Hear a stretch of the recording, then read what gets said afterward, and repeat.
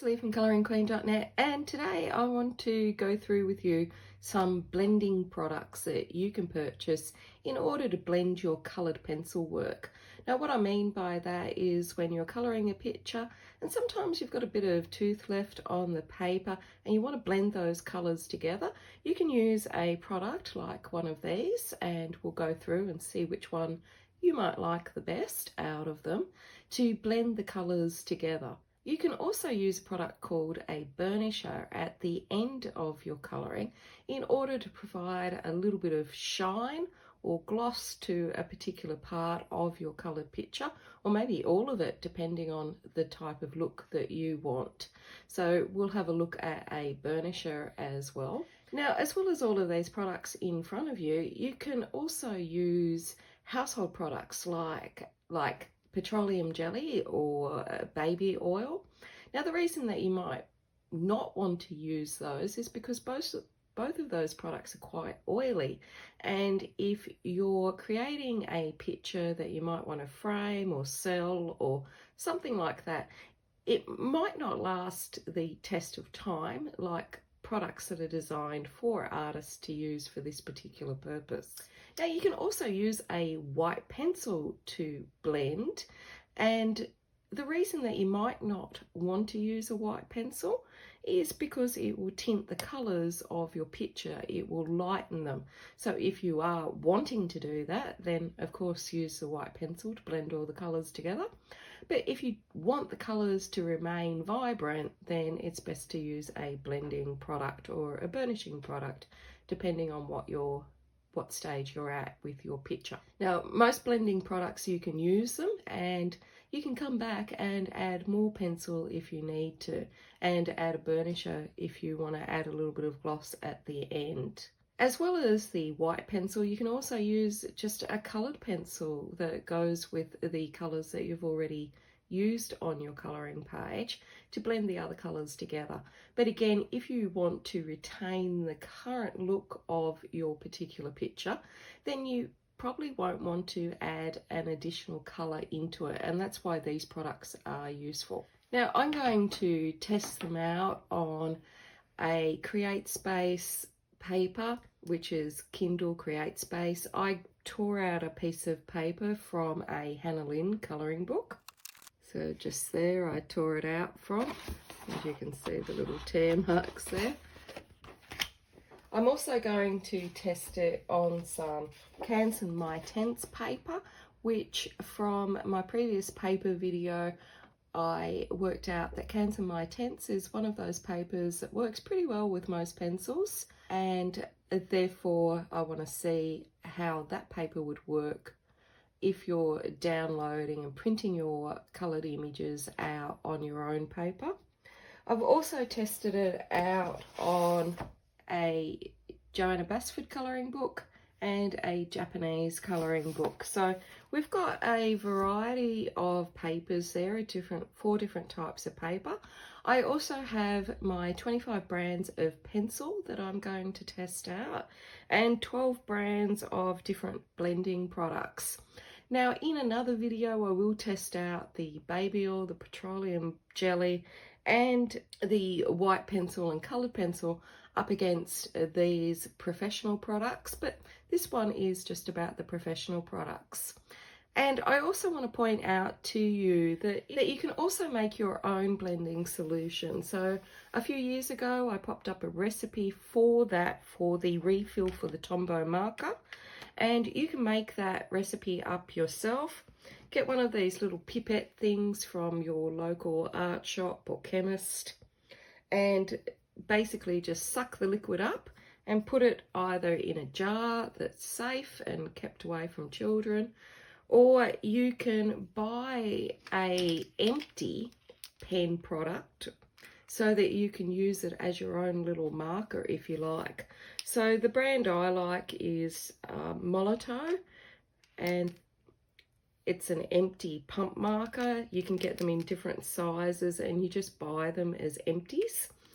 But they've got a nice little ball bearing in there that makes them easy to get the fluid out. It doesn't sort of get stuck.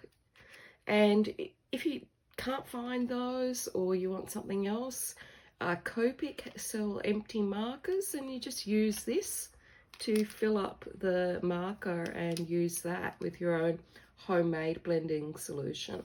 So let's test out all of these mediums. Now, if you would like to see the actual test, please click through on the link below the video, which will show each test page by page. If you want the faster version, stay on this video where I'll give you a summary of all of the products tested. Now, the products that I'm going to test are a range of pencils, markers and solvents, basically. So the Prismacolor and the Lyra Rembrandt pencils. Most pencil sets make a colourless blender. So sometimes this is available in the set and sometimes you have to buy it separately. Now basically what a colourless blender is a pencil without any pigment in it. So it's just basically the binder and the filling there that is used to blend out. Now these both have a wax barrel and the Lyra has a capped end on it. Now Derwent also make a pencil and blender set. So their blender is just a wood casing there, and this is their burnisher, which we will use later. And we use the burnisher as the final coat on a picture or a colouring page, and that adds a bit of shine if that's the type of look that you are going for. We also have the Caran products. So the Caran make a blender stick, and this is basically just all pigment. It's woodless. The problem with this stick, as much as I love it, is that it breaks all the time. Now I bought mine, they come in a 2-pack. I bought mine direct from the art shop and I put it straight into my handbag, and from counter to handbag it broke, and so now I've got 3, I guess. They are extremely long lasting, but they are very prone to breakage. Now Caran have recently released the same product, the stick blender, but now like other blenders, it's in a wood casing. So I am excited to use this and see how it goes up against the stick blender that we know so well. The other products that I want to show you are a Tombow Marker. Now I've been saying for years that I use these to blend out my wax-based pencils in particular, and Tombow recommends it for their products. However, I was using it so much that it was getting a bit expensive to buy new ones, so I made up my own recipe refill with a recipe from the internet, which I'll link to below, that I use to refill these. Now for this experiment or this test, I'm using an original Tombow marker, not my own recipe. The other product that I want to show you are the 2 blender pens from Derwent, and these are smooth and even out pencil colour. They're available in this 2-pack with a larger marker and a smaller marker there. The other products are blending stumps. You can get these from the $2 shops. They do get a little bit dirty, so you can use a bit of sandpaper to clean them with. And if you don't have a bit of sandpaper, what I use to clean them up with is a nail file. So that's my go-to for doing that. But you can buy fancy pants sanding products where you can sand them down. But I just find a big nail file or even a small one works just as well. And I'm not talking about the steel nail files, I mean just the cheap cardboard ones that you get in a packet.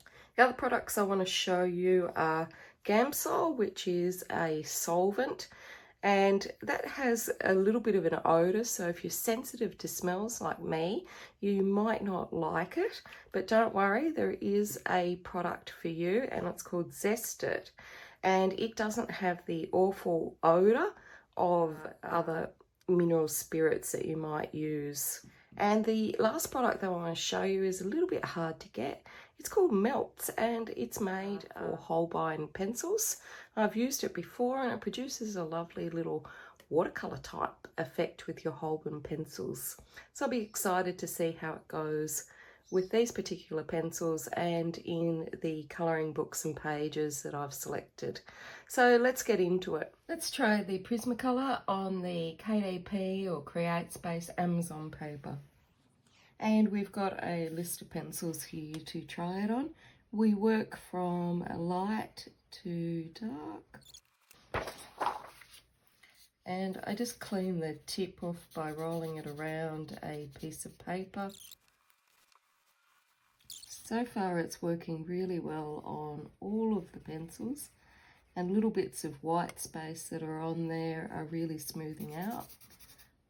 Now I could add more colour if I wished after I've blended it like this, or I could just leave it as it is. I could also add a burnisher or go over it again to really burnish it with pencil to bring out any shine that I might want. Sometimes you might not want shine on your colouring page. Depends what you're colouring. But you can see that I actually might turn it around so that you can see better. So on the KDP paper, which is Amazon's paper, you can see that it's smoothed out, and we're looking at the top row here, this one. You can see that it's smoothed out all of the coloured pencil brands that I've used on it, which is 25 different brands. They're all a lot smoother. And I'll put these swatches on my blog as well so that you can refer to them. Now some of them did leave a little bit of pencil dust on there, or pigment dust if you like. Like on the Colour Soft there's a little bit of dust, and on the Colleen's. So it could just be excess pigment coming off with my scribbling far away as I do.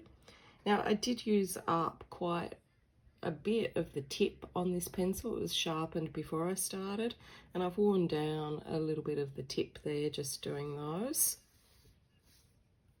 I'm going to sharpen it up and try it on the Canson, and then on the Joanna Basford book and the Japanese book. Now this is Canson My Tense paper, and when I did my paper review I found that this paper worked pretty well with most pencils, so that's why I've selected it. In the event that you download digital pages and you want to colour those in. And I will continue to clean my pencil on the side over here, so I'm not transferring pigment to other little swatches. It doesn't seem to be going as well on the Spectrum Noir pencils with the Prismacolor Blender. It's still blending, but not quite as good as with other pencils.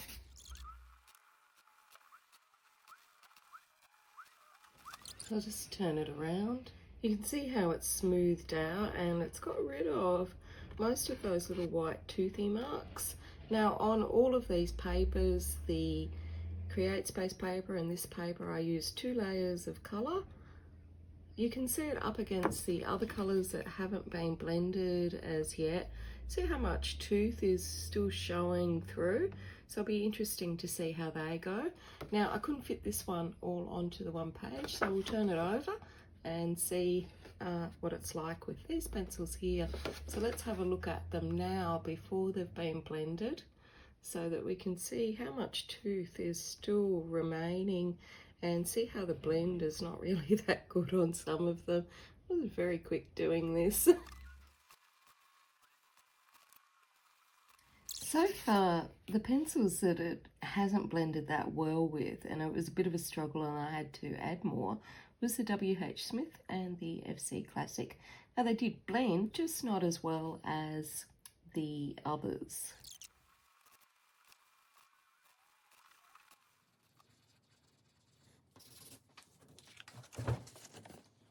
So there we can see it. It blended with most of the pencils. I found that out of all of them, it wasn't really the best with the Faber-Castell Classic, although it did blend, or the WH Smith, or the Caran or Progresso, I didn't feel that it was that good either, but it did work. It just worked better with the other pencils. And that's how much I've used, and I've been cleaning it off each time on a piece of paper. Just roll it around and clean the end so that you don't transfer any pigment over. Let's try it in a Joanna Basford colouring book. Now this is the UK edition of Secret Garden, and I've already pre-coloured these flowers using each of the pencil brands that I own. I've got them all labelled. The Prismacolor one is here, so I'm going to colour that one in with the Prismacolor Blender.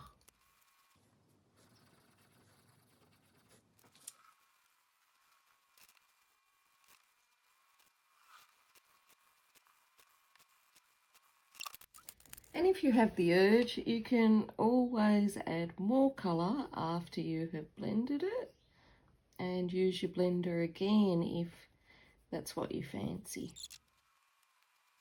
Now the paper seems to take to the Prismacolor Blender very well, and I'm able to add this extra layer of colour, and I can even blend it out again if I wanted to on all of those. It does go a little bit streaky if you do it too much, depending on the type of paper. So I wouldn't try it too much with the Secret Garden paper because it is moving a little bit, but also how light or heavy you colour would be a factor as well. I'll just show you on the Canson because it takes a lot more, it has a lot more tooth than the smoother paper of Secret Garden, so we'll see what it's like to add a little bit more colour here, even though we've blended this out. And it feels very waxy going on. But as you can see, it still takes the colour and it'll still blend out. So that's the advantage of printing out on your own paper. So now let's test out on the Japanese book.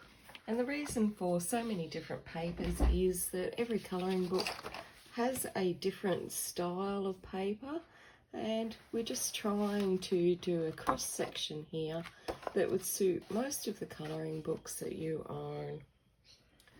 So my Prismacolor flower is this yellow one up the top. So let's blend him out.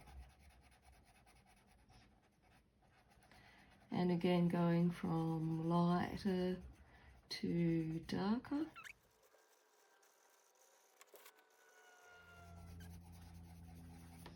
Now all of that tooth has disappeared very quickly.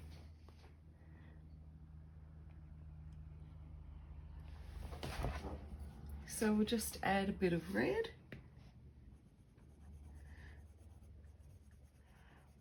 And when it's going on the surface, it's sort of laying on top a little bit.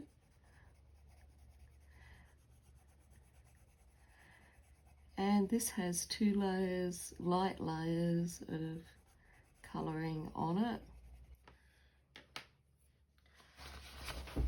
So we can see the pencil is sitting on top there. So there is a little bit of tooth still showing around here in the middle section. And that could be that I perhaps didn't see it to blend it out properly the first time, but let's blend it again.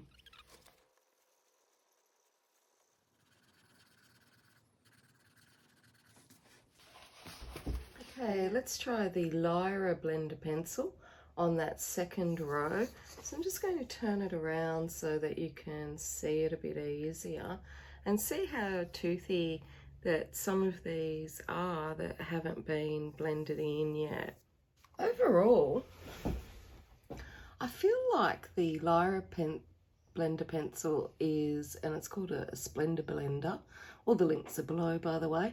I feel like the Lyra is less waxy than the Prismacolor, and it actually blended out the Faber-Castell Classics and that other brand, WH Smith, a lot easier than the Prismacolor did. It seemed to be completely painless.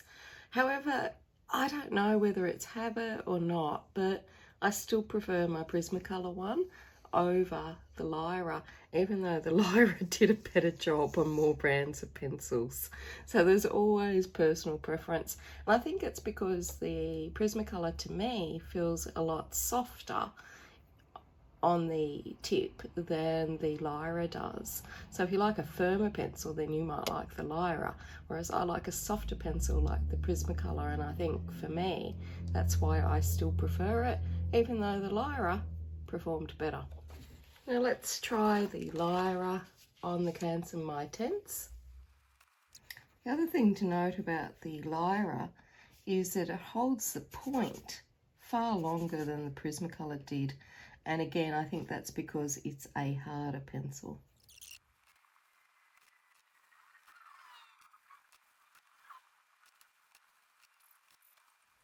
The pencil I had the most difficulty with on this side of the sheet was the Black Widow, and it could be that maybe I didn't put enough pigment down in the first place, so maybe it's user error, but the pigment is still the tip is still holding up really well. I haven't sharpened it yet.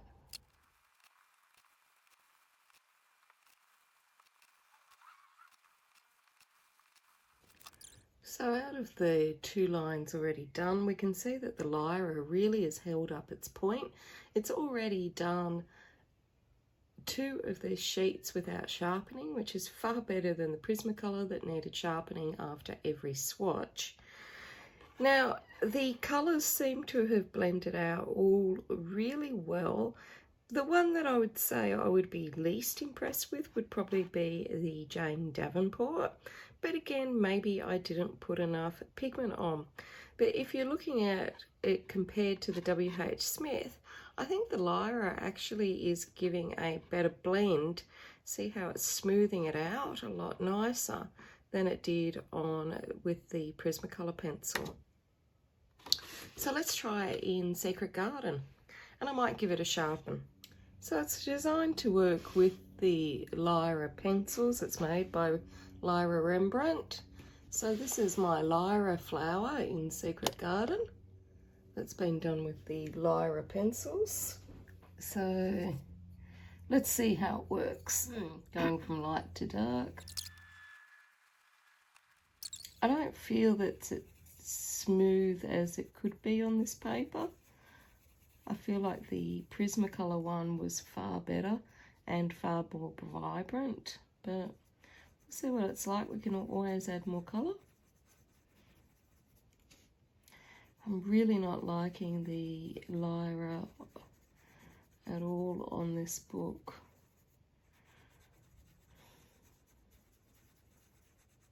That's why it's important to choose a blender that suits the type of books that you like to colour and the type of pencils that you own, or otherwise you might be able to achieve a better result with something different.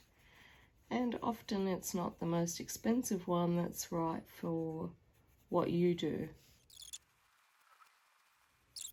And although this is certainly smoothing it out, I don't feel that it's as smooth as the Prismacolor. It's certainly not as vibrant. So let's add some more colour and just see if that improves it.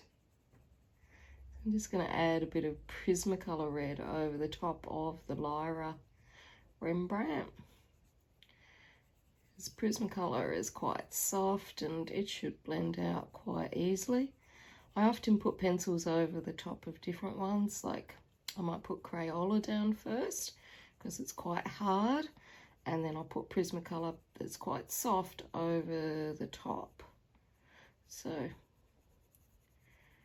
just see how that's going, and then I can save my Prismacolors sometimes because I do tend to wear them down, and since all the restrictions and mailing difficulties, I'm having trouble buying them locally, and I don't like posting off online just to buy a couple of pencils, you know, if I can buy them local. Anyway, we've added a bit more colour there. And we'll just go back and blend it in. You don't need to blend it in, you could just leave it on top if you're adding textures or whatever, but this is a blending video, so we'll add it back in. I think this is actually making it easier to blend. The Prismacolor softness is giving it something a bit easier to slide over on the paper in this book. Now I've got the UK edition of Secret Garden, so maybe the paper is different in the US edition when it comes to blenders. But that's the great thing about books that have little tester pages like Joanna's books, is that you can test all your products out on the one page and see if this book, see the products that you're going to use before you start experimenting in your book. We can go back over that and blend it a bit more if we want. So that's it for our Lyra. I still think the Prismacolor is better, but the Lyra is certainly more longer wearing and harder lasting. And if you like a firmer pencil that retains its point for longer, it's definitely better in comparison to the Prismacolor. Let's try it over here on the Japanese book. Now, where's my Lyra flower? There we go, over here in the corner.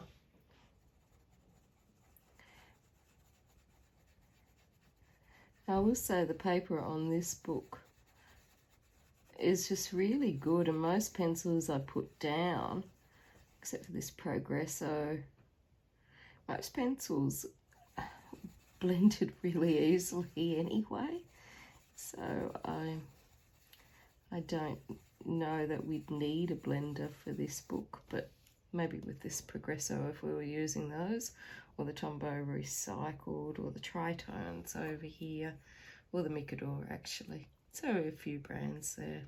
But the Lyra just really blended out super easy on this colouring book. But as I said, the paper seemed to work very well with most of the pencils that I put on it anyway. Okay, let's test out the Derwent Blender. So this is the Derwent Blender. They also sell that in a packet with the burnisher, so you can blend the colours out, and then if you want to add the shine you can use the burnisher. So third row. Now this one feels bigger and thicker than the other ones, and Derwent naturally, they make a lot of art products. They've been in business a long time making art products. A bit of blender dust coming up. It feels hard, but it seems to work really well, the Derwent Blender. Actually quite like it, even though it is harder. And it seems to be doing a very good job of blending different brands of pencils, although I would suspect that Derwent made this for their brands, as blender pencils really are the same as normal pencils without the pigment. It's doing a really great job on the Colleen's. Well, it seemed to do a great job on all of the pencils that I used it on, with third line for the Derwent Colour Soft, Derwent Blender, sorry. So this line here. So they all seem to be blended out really well. I think maybe they've done a better job of blending the Jane Davenport, but the Lyra put better colour into it. Naturally they worked well on the Derwent Colour Soft, and if you want to look at this chart in detail, I will have it on my blog, as well as the ones from Cans and My Tents and the Secret Garden and Japanese colouring book so that you can compare them all. So let's try the Canson My Tense. Now it has blunted a bit, so I think I will sharpen it before starting this one. So far only the Lyra has retained its point for the longest period of time. The funny thing is the Derwent seems to have blended the Prismacolor better than the Prismacolor Blender. Now this blender is quite hard in comparison to the Prismacolor, so if you're using thin paper like the Create Space Colouring Heaven magazine, KDP paper, then something like the Prismacolor that's more waxy and soft might suit you better. Whereas if you're using a firmer paper where you can do lots of layering, then something like the Derwent or the Lyra blender may be better for you. Or it may be something else completely different. And I actually think the Derwent Blender works better on the Prismacolor pencils rather than its own brand of Coloursoft over here at the end. And we can see this first one for Schifferfarben is really quite a lot of tooth showing through all of them actually. So on the second half, they seem to go well on most of the pencils except for the W.H. Smith and the Jane Davenport. They seemed a bit scratchy and harder to get the colour out on those ones. But maybe it's my fault and I didn't put enough pigment down. I don't know. But it's a pretty good blender. It doesn't last as long with the point, but it's nice and firm, and it's got a bigger barrel that's easier to get a grip on, I guess. It doesn't seem like it's got a bigger barrel than the others, but when you're using it, it does feel quite fatter in comparison. Okay, let's colour in the Secret Garden Derwent Coloursoft flower. Now where is it? Okay, it's this one over here. So starting from the inside, those lighter areas. Okay, I've got to say I'm not really a fan. It didn't really blend that well. It kind of looks a bit splotchy, although the smaller areas looked okay, but on the larger area it wasn't really a fan. And obviously that could be me. So let's add some more colour and see if that improves the situation. I put the Prismacolor over it, and you can still put your pencils over it even though you have blended. It's kind of just softening things up a little bit. It's the centre that's bothering me. I've got to say, so far I'm not liking the Derwent Blender in Secret Garden with these pencils.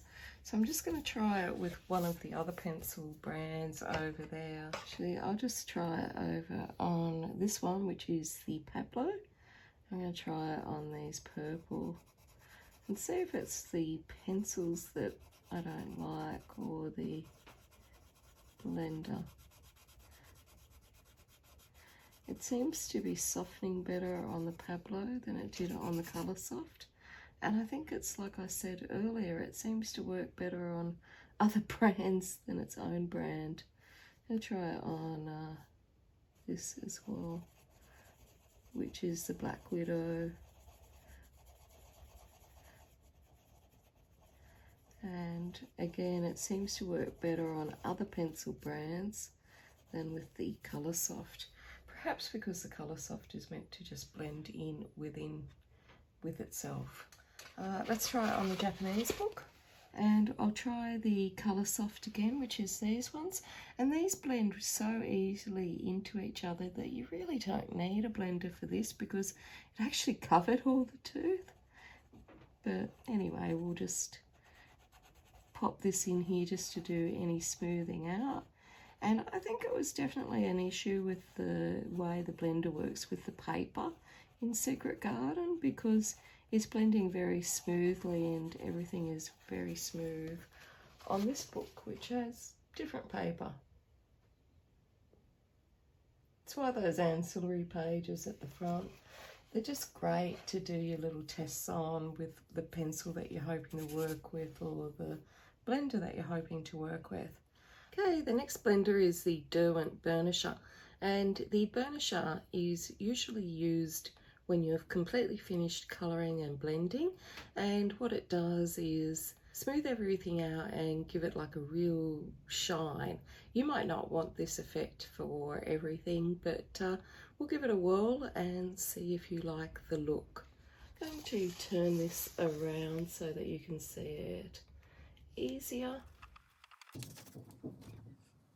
As per usual, I'm cleaning the tip on a scrap of paper in between. So you probably won't see me doing that off camera. So we don't pick up any of the pigment and transfer it to the other little swatches. It's going on very easily on most of the pencils here. To be honest, every time I use the burnisher, I never really see that much difference between it and the blender. The only one that I'm noticing it with really is the Holbein pencils. Now it feels quite hard and the tip is really lasting very well with this one. So there we have it. It's row 4 that we're looking at, and it seems to have worked very well on all of the pencils. I can see a shine with the Holbein pencils and with the Prismacolors, but to be honest, I don't really see a huge amount of difference between this and the blender, but we'll see how it goes on the colouring pages. Maybe a little bit more shine, but look, it seems very minimal. But we'll see how it goes on the My Tints and on the colouring pages. So on the My Tints, we're item 4 here. You can see on the Prismacolor, I can see straight away, and if you can't see it here on video, then perhaps check out my blog where I'll put these swatches. But I can see straight away that it is slightly more shinier than the blender. Now it's probably going to make a difference, like if you're highlighting a little bit of fruit or something like that, putting a little highlight effect in, but to be honest, it's not really a huge difference, but you can definitely see a bit of a difference, especially with those Holbeins.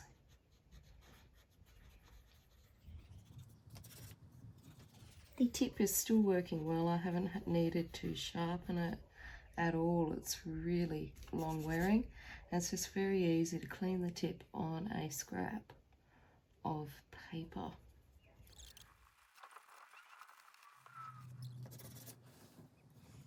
So on those pencils, it seemed to work really well. We're looking at row number 4, and they seem to be a little bit shinier than the blender, but not a whole lot. You can really notice it with, say, the Black Widow and the Holbein especially, and the Prismacolor especially, and maybe the Polys as well, but it's not a huge amount of difference. It's really subtle.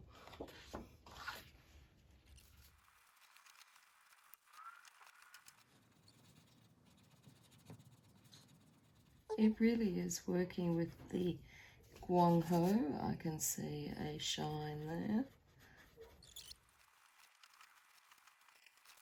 And with the Mikador, there's a bit of a shine, but again, it's really subtle. So let's try it on the colouring pages, and let's also try it over the Derwent Blender on the colouring pages and see if we can get a bit more shine. So in the Japanese book, I used the Colour Soft over here and the Derwent Blender over it. So let's see if we can add a bit more shine.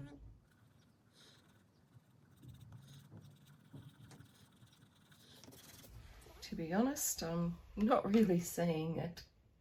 Maybe a bit. Okay, and in Secret Garden, I really wasn't happy with this one, which was the Derwent Colour Soft. and I added extra colour to it after we blended it. So let's see if this burnisher does anything. Going straight over the top where we've already used the Derwent Blender. I'm not seeing any difference in shine there, to be honest. And I'm not seeing any difference in shine in the petals on it, to be honest. Let's try it on something that hasn't had Blender on it before. Maybe over here on the colleen, and we'll just try it on one of these petals. And to be honest, I don't think it's made much difference to that petal. I think the colleens just work pretty well on this paper and they don't really need it, but that's just my opinion. Okay, let's test out the Derwent Blender pens.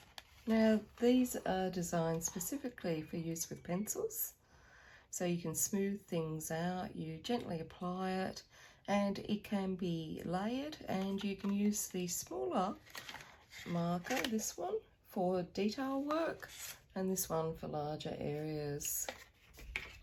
They come in that 2-pack. That's the nib of the larger one. As far as I know, there's no refills for these. And these aren't easy to get in Australia. I bought these from the UK from memory, but there might be hopefully now a supplier in Australia. I think I'll use the small one. So we are doing row number 5 over here, which is this one. Okay, so we're going light to dark. Now there is a bit of a odour to these, so if you're very sensitive you may not like them. And if you want to clean the nib on these between, just scribble it out on a piece of paper to get that nib nice and clean. Because I've used all different sorts of colours here, I need to constantly clean the nib. Now, out of every product I've used so far doing this, this is the best if you have a hand injury, because it is so soft and easy. You're not straining yourself at all, or pushing, or pressing down hard. Just running a alcohol marker over it without any pigment in it.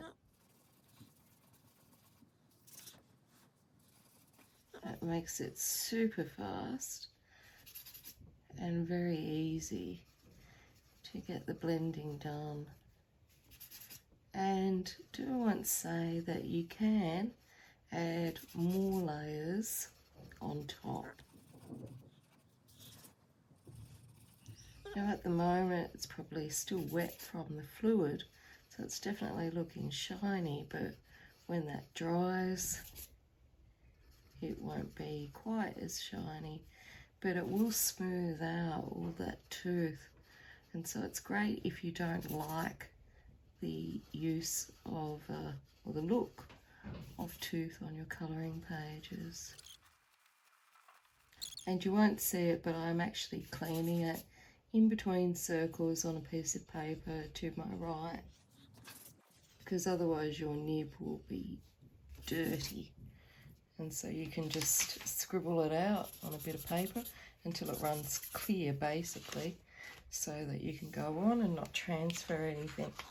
Now, if we look at this row, which is this one here, we get the same effect as all the others without the hard work.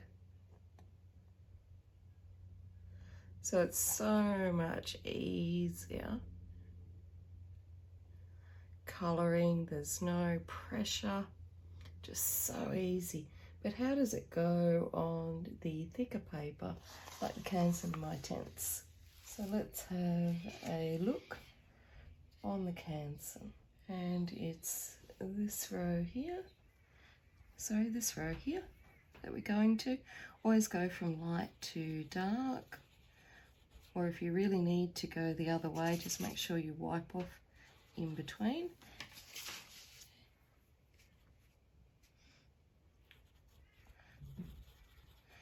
And what it does is it just basically dissolves that pigment so that everything is softened out and smoothed. And on the Canson, it is so easy to do.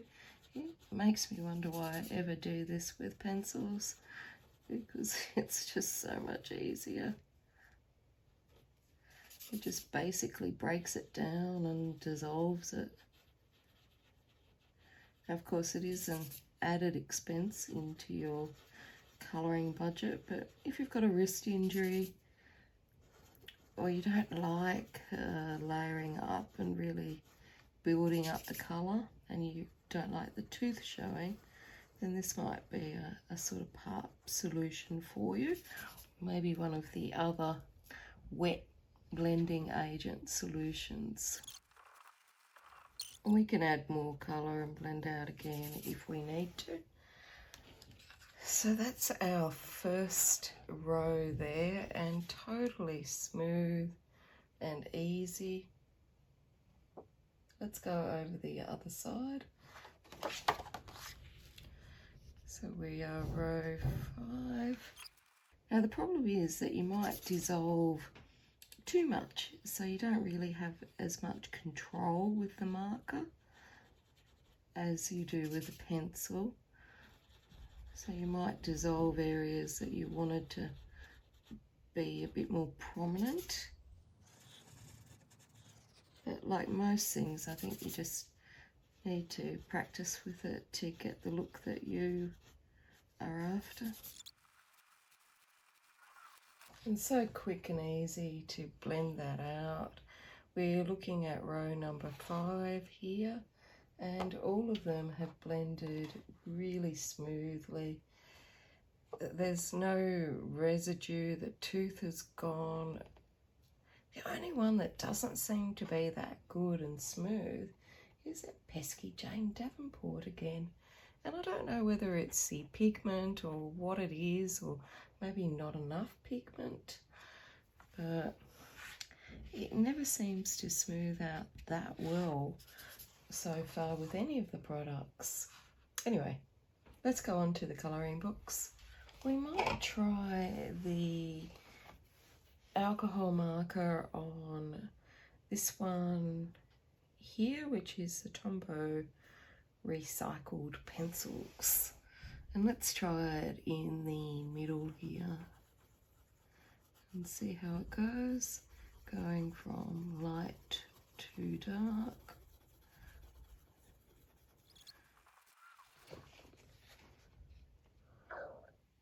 So it has smoothed it out somewhat, not really as much as I would hope.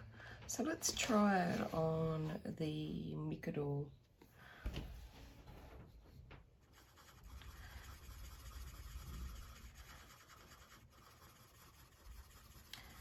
And this is working so much better. It is dissolving all the little scratchy marks from those budget pencils and smoothing it right out. Now some people like the scratchy marks, and that's just fine. But if you like it really smooth, then that Mikador center there has really smoothed out. Now on the Japanese book, I might try it on these Progresso pencils that look a bit funny, a bit splotchy. They didn't work very well in this book, and they came across as very grainy and lumpy even. I couldn't get them to blend at all, really. It's just like they really didn't like this book.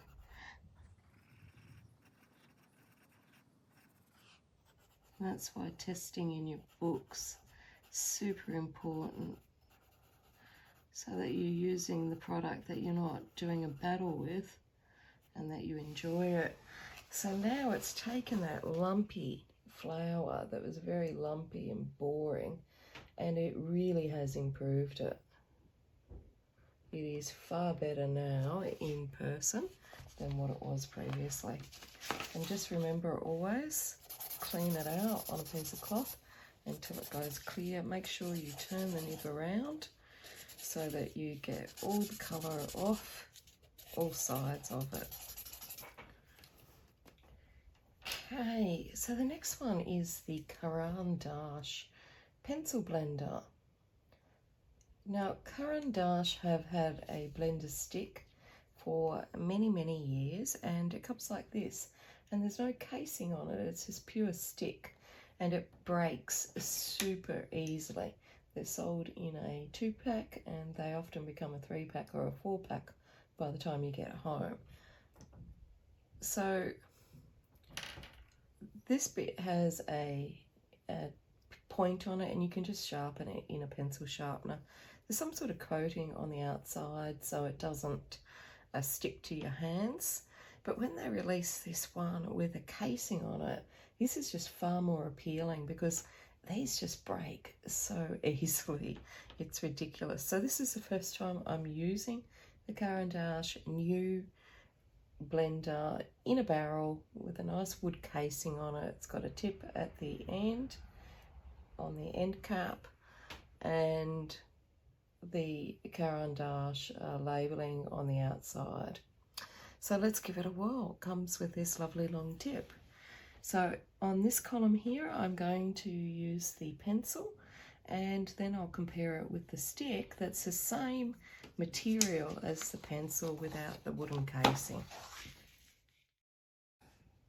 So as usual, going from light to dark, it's working like a dream on the Prismacolor. It's good on the polychromos, but I think it's better on the Prismacolor. There's a little bit of dust coming from it. Works really well with the Holbein. It's easily smoothing that out.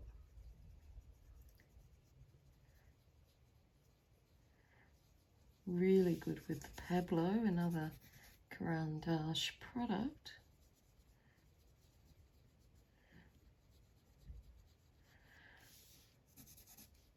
Really good with the Colleens. And it's really bringing out the colour in the Tombow Tints. It's actually probably one of the best ones so far for the Tints.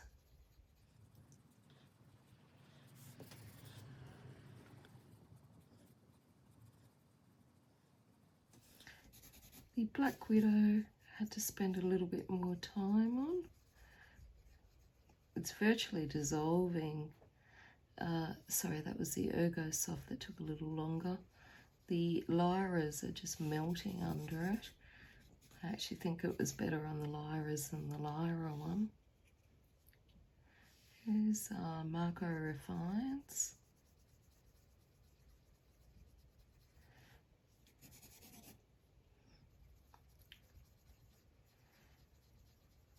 And it's working really well with the Derwent Colour Soft.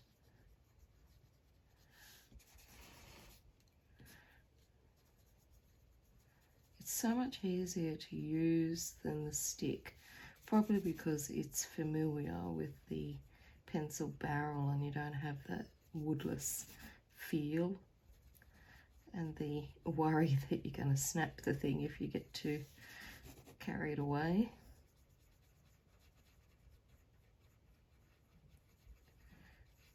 The WH Smith it's working on, but none of them are really doing a fabulous job except for the Derwent Marker on the WH Smith or the Jane Davenport, but that's just my opinion. I mean, it depends what you're happy with.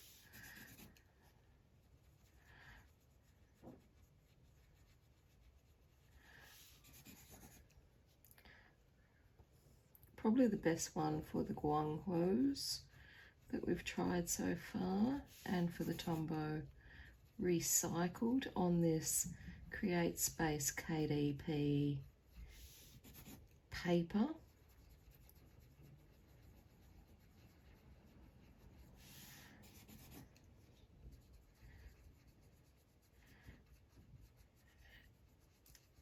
And I don't know what it is with these Jane Davenports, but I feel I have to work way too hard to blend them out. And it could just be the colours. Like sometimes some colours blend easier than others.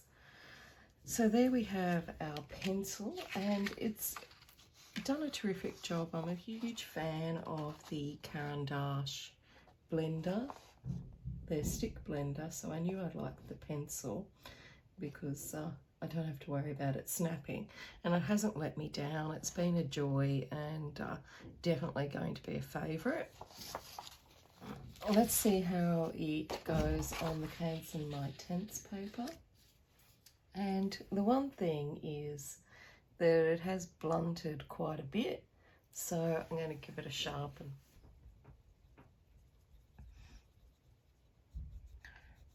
It's going so easily on that My Tense paper. So far every pencil is blending very easily with it. And I feel like I have a lot of sturdiness to it. It feels strong. The Ergo Softer is taking a while to blend out, but it's getting there.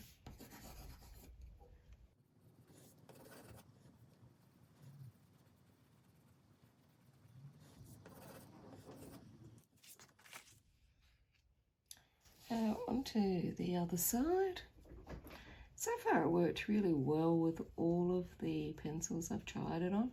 The tip does blunt down a little bit, but it's kind of worth it for the quick blending that you get from it. I don't mind sharpening it. And it was actually quite inexpensive, the pencil. It's like less than $3 a pencil in Australia, which the Australian dollar is pretty cheap. It's sort of in line with the Canadian dollar, not as much as the US dollar or the euro. So $3 is pretty cheap, considering they come from Switzerland. I didn't think it was that good blending the Felissimo, but it still blended, it just didn't seem as easy. And they're quite, it's a quite hard blender, so it's not soft like the Prismacolor one. So I just want to point something out. A lot of people don't like the Prismacolor Scholar pencils, the student grade ones, but honestly, I actually like them. And if you look at the Scholar pencils and the Prismacolor, there's not a huge amount of difference when you use a blender. I mean, obviously the Scholar has got less colours in it and it's not as fancy and artist grade, but if you were starting out and you were just looking for some nice pencils, I really like the Scholars. They're pretty good value, I think, and with a good blender pen. That Jane Davenport, it really, I'm going to go back in again. It's feeling very waxy now though, and I can't really blend anything out without sleuthering, but not having a whole lot of luck finding something for the Jane Davenport. So let's try it in our Japanese colouring book. I'm going to give it a sharpen first, and then we'll use the stick on the other half and see if they really are the same materials. It's very easily smoothing out those gradient marks here. And let's try it in Secret Garden. And we'll find one where we can do half and half. So let's do half of this flower with the Caran pencil, and then we'll do the other half with the stick. And this was done in the in the Holbein pencils. So we'd already tried it over here with the burnisher and it didn't look that good. I wonder if the blender can fix that up and make it look a bit nicer. I don't think so. Anyway, what's done is done. And it's smoothing it out. The Collins work very well in this book of Joanna Basford's anyway. We'll do half of the centre with the pencil and see how it goes. So we can see that, and we'll test it out how it goes up against the stick. So let's try the Caran stick blender. Now you have to sharpen these. Not really much of a point, but I like a point. Maybe I'll turn it around so that you can see better.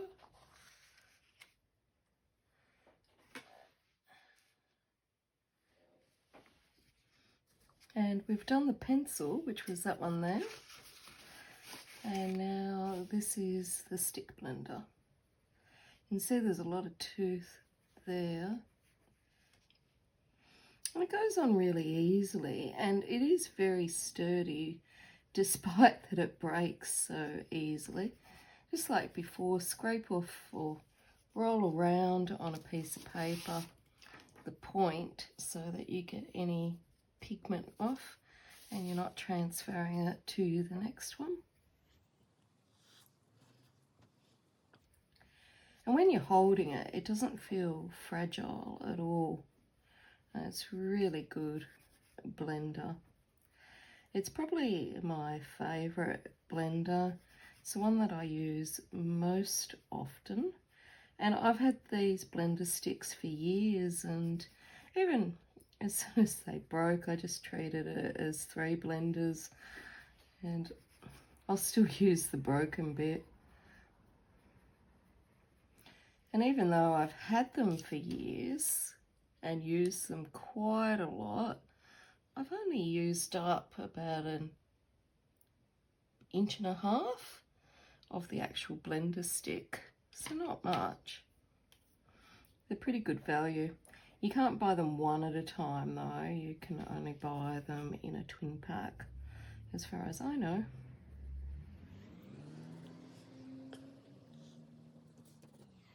So all the pencils are blending very well with this.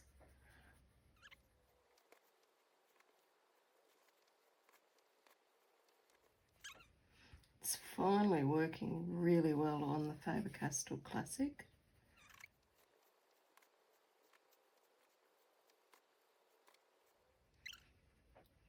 Now the Jane Davenport hasn't really blended that well with other pencils, but with this blender stick it does seem to be blending. So far I'm pretty happy with everything that it has blended. The only problem is when you sharpen it, you are basically throwing out your good blender, but it does hold a point for a while, and you might even be a person that can sort of blend on the edges there without sharpening. So let's try on the Canson My Tenths. We can see that we've used the pencil blender over here and see how toothy that still is over there. It's quite toothy, so let's put this stick on.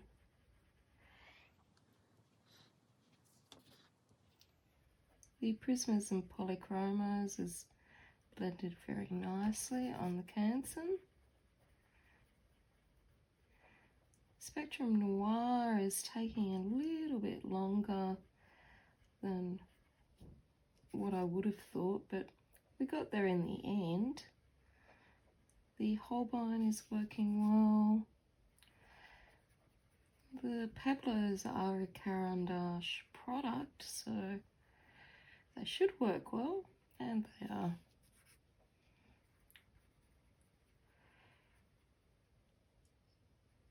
The collines seem to work extremely well with this blender, whether it's the pencil or the stick, and it's the same interior in both of them. It's just that the pencil has that lovely wood casing that protects it, and it's obviously a little bit easier to sharpen because it's more pencil format than a stick.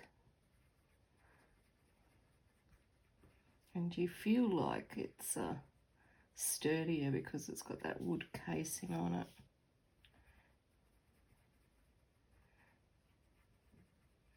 The Lyra blends up really well with it.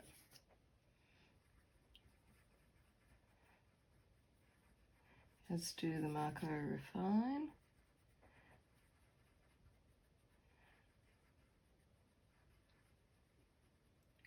And the Colour Soft.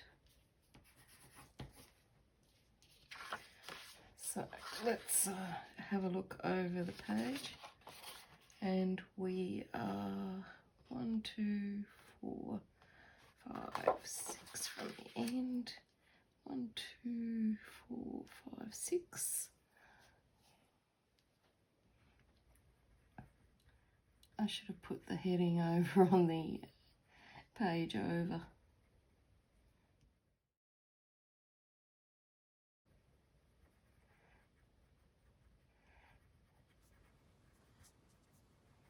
And I'm a naughty girl, I forgot to wipe off my stick on that one. W.H. Smith seems a bit stiff. Really need to push down on the stick to get that blended, but we got there in the end.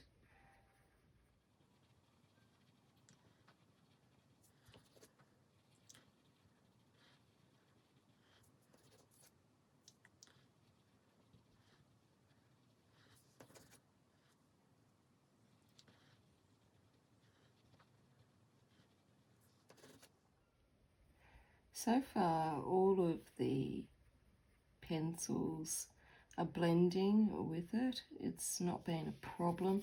The W.H. Smith and the Spectrum Noir had to work a little bit harder, but we got there.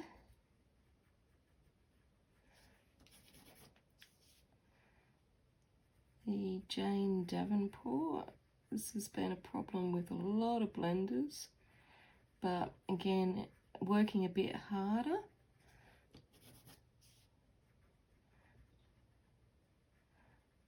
Seem to have got there. It's not the best result, but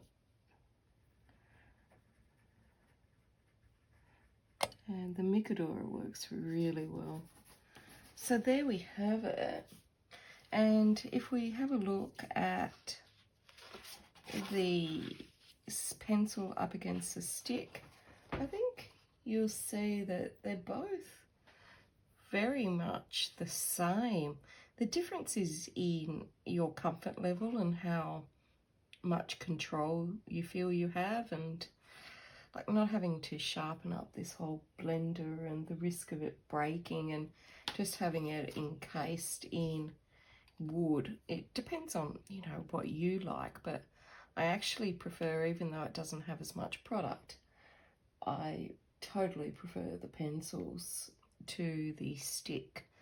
And I'm glad I bought two, because getting into small little details, I think it would be much easier with the pencil.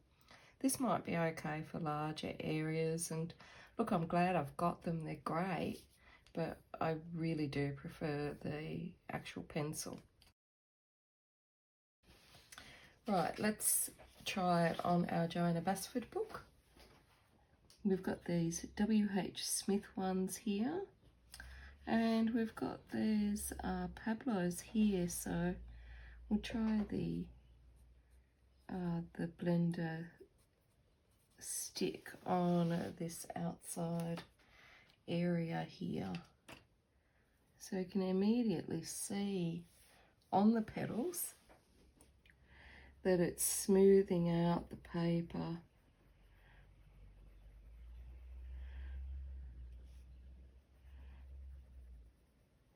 all of that tooth is virtually disappearing. And it seems to be incredibly soft and smooth as well.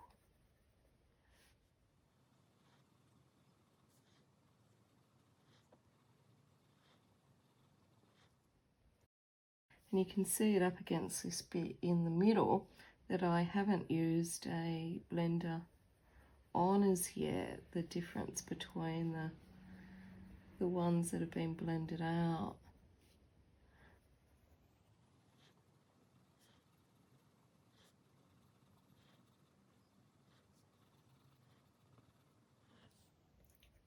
It's also not leaving any marks at all, but I do feel I have to push a little bit more than I would with a pencil, and again that could just be me.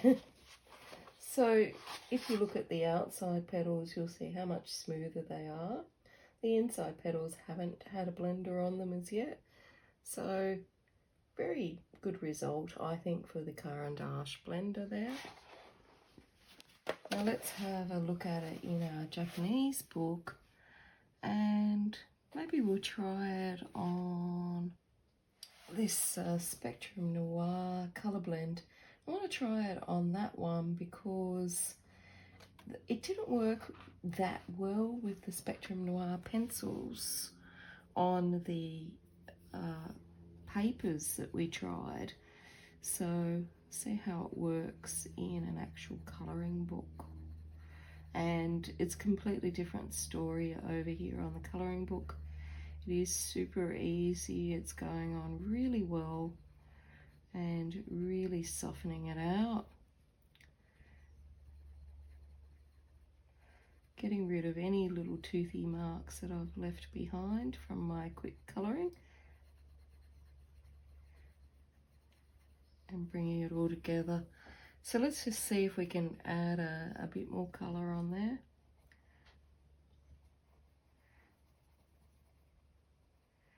Just putting a Prismacolor on top of a Spectrum Noir.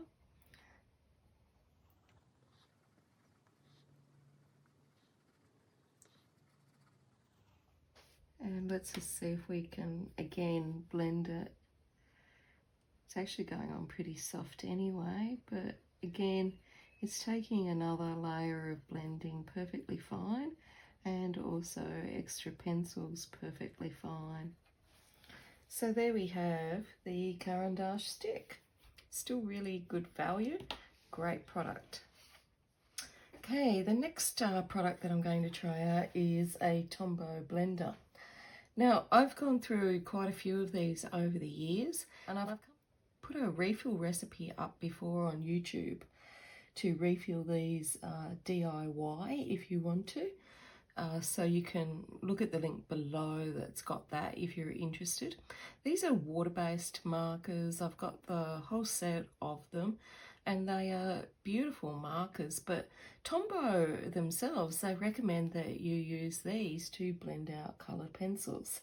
And when I read that off the Tombow site, which was about 4 years ago, I jumped right on it. These are made in Vietnam because it makes it so much easier. And I was using these so much that that's why I had to come up with the refill recipe. Now, for this experiment, I'm using an original Tombow marker, not my refill. So I went down and bought a new one last night to make sure that it definitely was not one of my little DIY refill jobs, so it's brand spanking. So let's try out the Tombow marker. It's the blender pen, the 00, and it comes with 2 nibs, a small and the larger brush tip nib. So just going to start at the top, and I might turn you around so that you can see better. So we're up to this one, and you should be able to see it there on camera, and it's just dissolving everything. Now, in order to keep your nib clean, you just need to wipe it off, scribble it off on a bit of paper until it runs clean.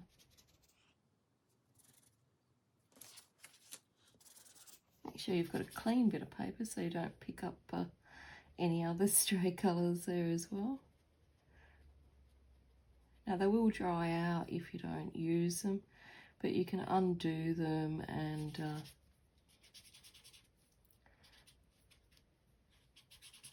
refresh them if you need to. The problem is that cleaning them off when you're changing colours so much, you're using so much product. Now on very thin paper like this Create Space paper, you can actually peel the paper, and a little bit of paper on the polys has started to peel up just from that very small circle that I did there. But you can easily see it up against the other ones, how quick and easy it is.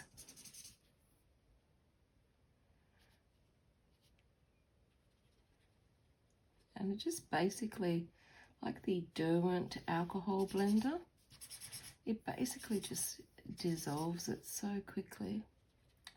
Now if I had to choose between the two, it would be difficult, but I think I have to say that using them both on this experiment, I'd have to choose the Derwent alcohol marker. It seemed to be smoother and it didn't lift off and damage this thin paper like this little Tombow one is currently. I also found that the Derwent one was easier to clean off without discolouring the nib. Now it could just be that I'm having a bad day, but if you ask me today, I'd pick the Derwent. Now, that's not to say that I won't use my Tombow again, because I will, and because I've got that recipe, it's going to make it cheaper and easier for me. But at the moment,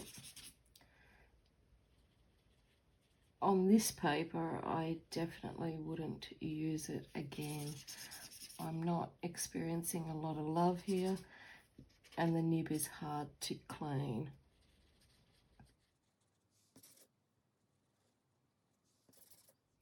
It is certainly smoothing out the pencils, but if you need to go over it much, you're going to damage this paper.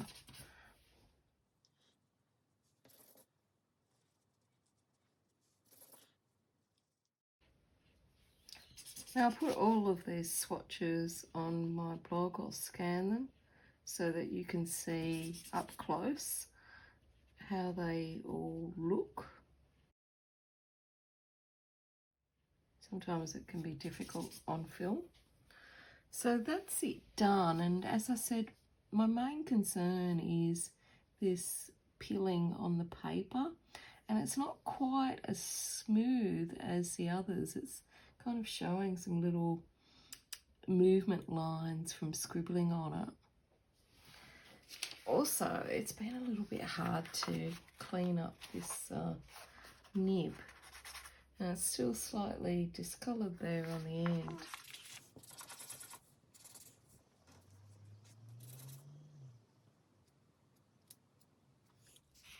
Okay, let's try the Canson. So starting at the top with the Prismacolor, and it's just melting it. It works extremely well with wax-based pencils, this Tombow Blender. It kind of just dissolves it. But again, with the polys, probably because they're oil content, it's slightly peeling even on the Canson.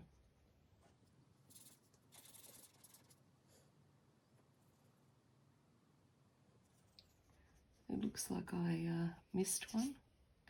Forgot to do that Spectrum Noir. And again, it's not really dissolving as well as I would like.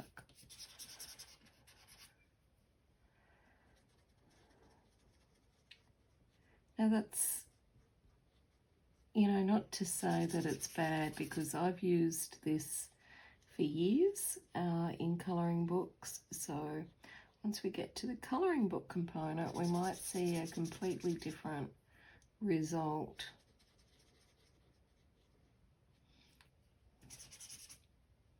Did I do that one? I keep forgetting to do some.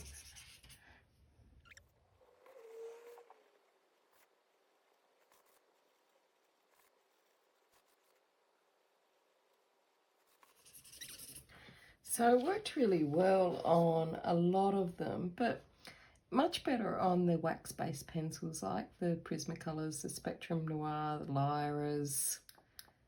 Not so well on the Polychromos, really good on the Colour Soft, and the Colleen's not so much either on those. So let's try it on the reverse side here. So these Schifferfarbens, it's not really blending as well as I would like. It's kind of mixing it into a little bit of muddiness there. Same with the Muji. See how the Faber-Castell Classics go.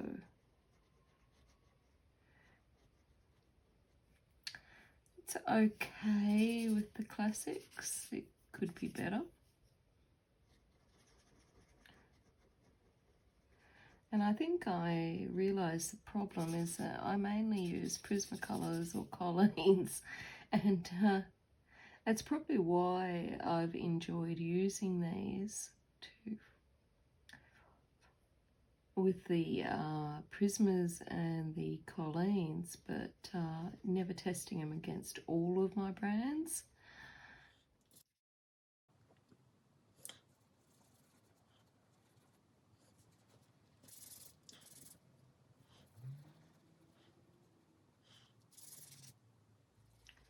It's working well with the Tombow Recycled, as you would expect from a Tombow product.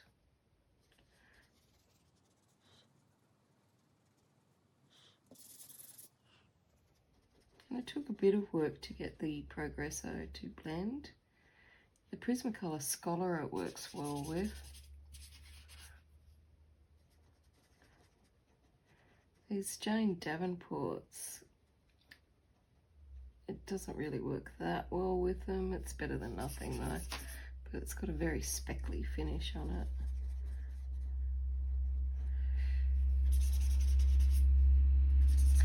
And the Mikado. Now the thing I want to show you is how much I have coloured or scribbled on this just to clean this nib, and it's still discoloured on the tip.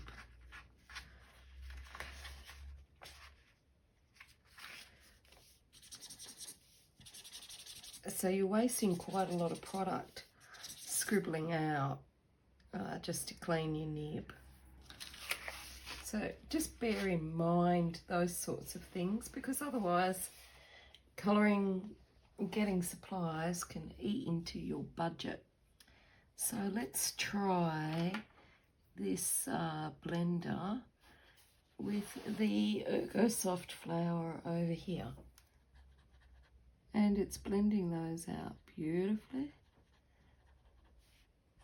Really smoothing it out.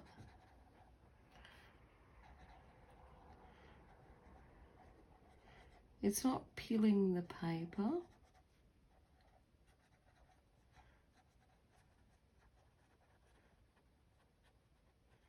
And we've got a nice little smooth finish there.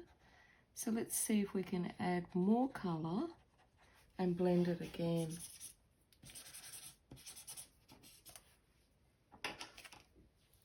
So I'm going to add some more red with the Prismacolor.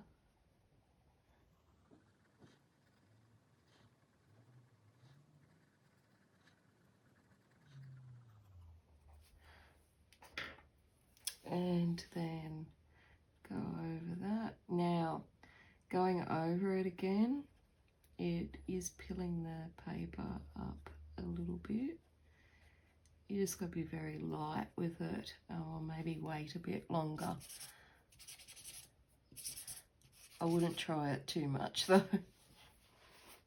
And let's try it in Joanna's book, and we'll try it with the Scholar pencils over here, with the Tombow.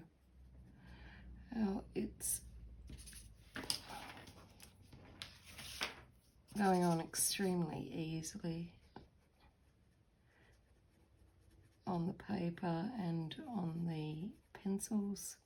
It's very smooth. It's really softening it up.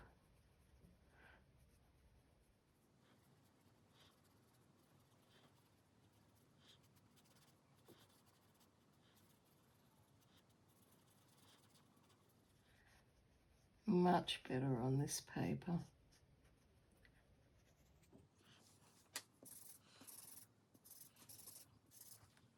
Going to add some more pencil, just a little bit, maybe here and here, and see what it's like if we come back.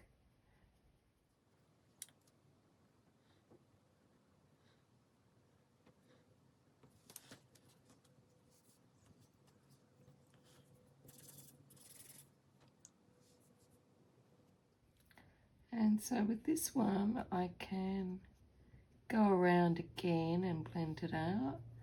This time I waited a minute or so for it to dry out, and that might have been my problem with the other one, because this is a wet medium, so you do want it to dry out a bit before you go back in again. But cleaning the nib off can take you quite a while and quite a lot of cleaning, and you might end up with a permanent discoloration there on the nib. Anyway, that's it for the Tombow Blender. Okay, let's try the Gamsol. This is a mineral spirit, and it has a little bit of an odour, so you do need to be careful when you're using it and make sure you read the directions. It's readily available and artists use it quite a bit. I'm just going to pour some out. I don't actually have that much Gamsol left. You can apply it with a cotton bud, you can apply it with a paintbrush if you like, you can apply it with a blending stick if you want. So whatever you fancy, basically. I'm going to use a cotton bud, which I normally wouldn't use because it sometimes leaves a little bit of fluff or residue on your picture, but I've got so many little circles that to keep cleaning it all the time would be too difficult. So I'm just going to go with the cotton buds. And I've got milli hairs here everywhere. So you just lightly dip it in. You don't need that much of it. I've probably got too much there. And I might spin you around so that you can see easily. So we're going here with the Gamsol, and just like normal, you go from light to dark, and it just basically melts it. So what I'll do is I'll use a side of the Q-tip so that I'm not transferring pigment all over the place.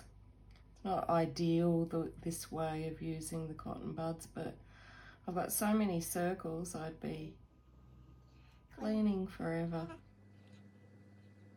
But just basically one wipe and it just basically melts the pigment.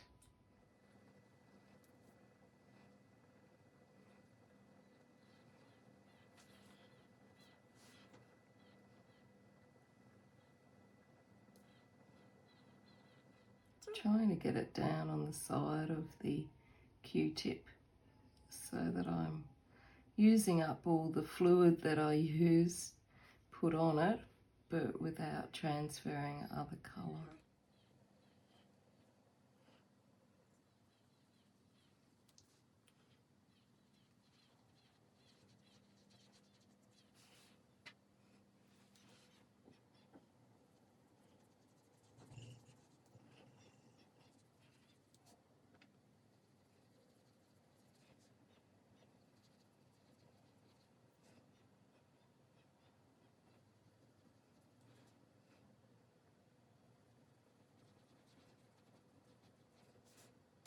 And you can use this to shade out areas and put colour down first and then go over it again with more colour.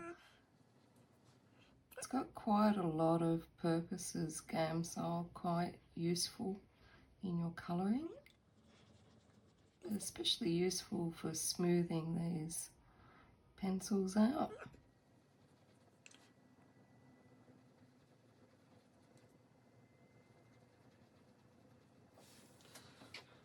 So there's our Gamsol line done,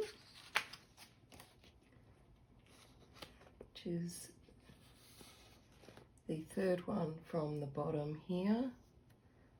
So all along here has had the Gamsol on it, and you can see it's very smooth. It's a lot better on with the Progressos than some of the other products have been, and it's smoothed out the scholars pretty well as well. The Jane Davenport, it's actually finally smoothed that one, so I finally found a product to smooth it. I didn't think it smoothed the Crayolas that well. I really think the Caran did a better job on that, and also on the polychromos. I think the actual pencil blenders actually did a better job, but you know, that could just be my opinion. So let's try it on the My Tenths. And it makes a slight little scratching sound when you are going over it. It's not really dissolving that well on the polychromos.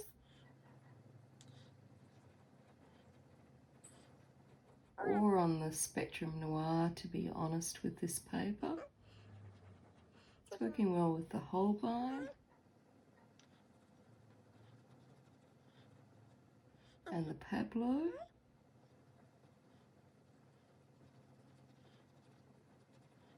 The Colleen's, it's doing a good job as well. The Crayola on this paper seems to be working quite well. One of the dangers with using wet media on your digital colouring pages to blend with is that you can smudge the ink if it hasn't dried or had a fixative applied to it, and you could get black on there. So just be careful. If you've got an inkjet printer like I have, I usually print my things out the night before I want to use them so that they have all night to dry, and if I'm using markers or whatnot on them, then they don't smudge. You could also spray them with a fixative, but sometimes that might interfere with whatever product that you're going to put over it. Now the Marco Refine didn't blend as nicely as I thought it would, but the others went okay except for the polychromos. I didn't think the result on those was as good as, say, the Caran stick.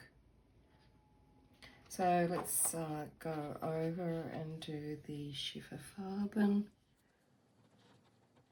And it works really well with that one, as it does with the Muji. Just going to change my Faber-Castell Classic. It's muting the colour up quite a bit there. I don't know if it'll dry well or not. We'll have to wait.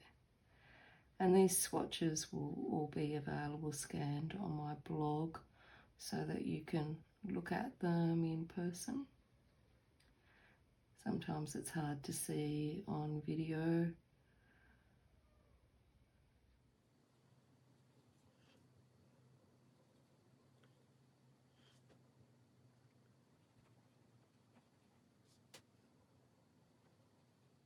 Works really well with the Progresso on this paper and the Scholar.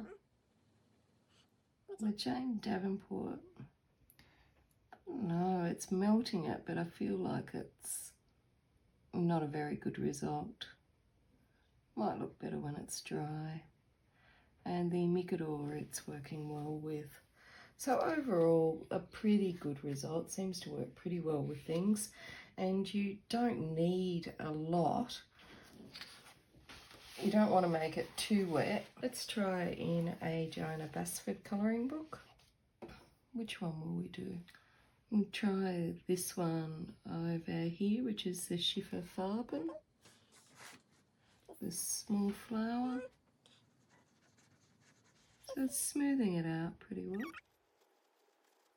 I would prefer to pour this into a empty marker container rather than do it this way. So something like a Molotow pen or a Copic empty sketch, and you can just use a pipette to do that with. So it has smoothed it out very well. Let's just try it on something like this W.H. Smith in the centre that's kind of scratchy. So this purple one.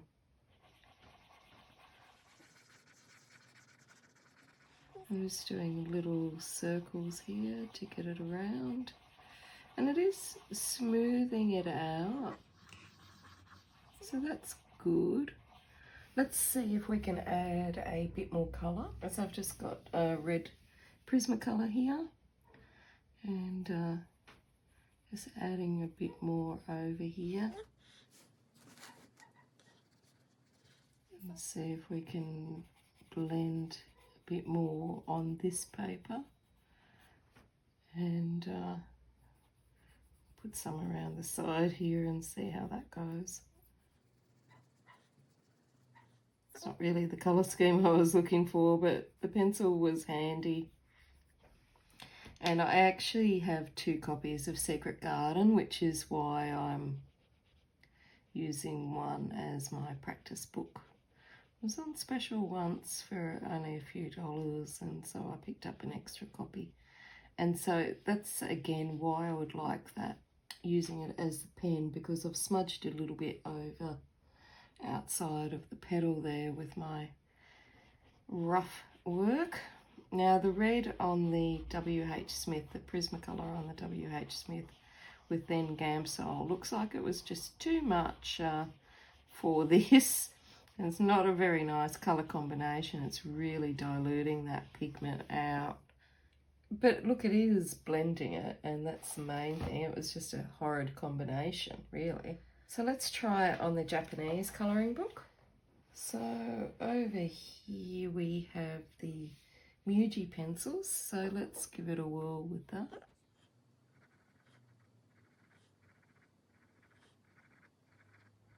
And I am swapping out cotton buds here. So there it is on the Muji, and it's blended it up really well. Looks lovely. I'll just bring you up. And we'll see if we can add a bit more colour over that. It's going on really dark because it's completely smooth now, I guess. So even though I'm not doing any pressure, it's moving like I have. And then when I blend it, it's just moving it all along. And again, with a tortillon or a blending stick or a blender, you wouldn't go out of the lines like I've just gone out of the lines with that. The Q-tip doesn't give you any flexibility. So that's it for our Gamsol. So the next one I want to show you is the Zest It. And it's very similar to the Gamsol, but it doesn't have the unpleasant odour. And it says it's for coloured pencils, wax pencils and oil pastels.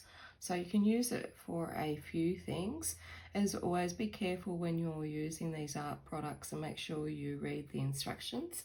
But this one has a citrus smell and it's actually quite nice, but don't go sniffing art products. And I'm just going to turn you around.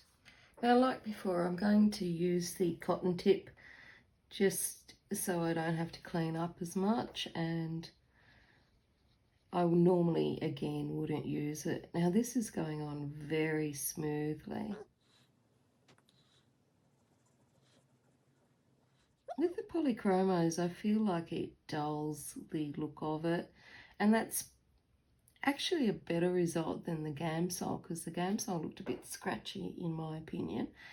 But maybe it's because of the filler that's used in the polychromos being more oily. It's going really well with all of these other products. Pencils, I should say. The Pablo it works well with. I do feel the Caran worked better.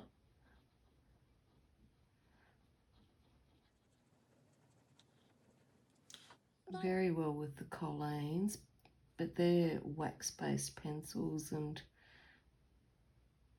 does tend to work really well with those. It's worked really well with the, sorry, that was the Crayola. The Crayola and the Erogeton, although I still think the Caran got a better colour out than this. I feel like this is muting it a little bit.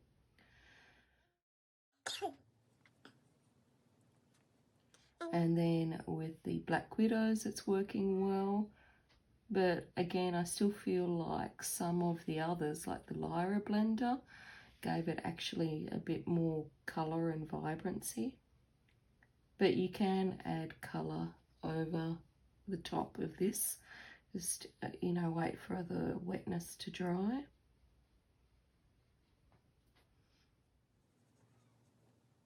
You might hear Millie in the background.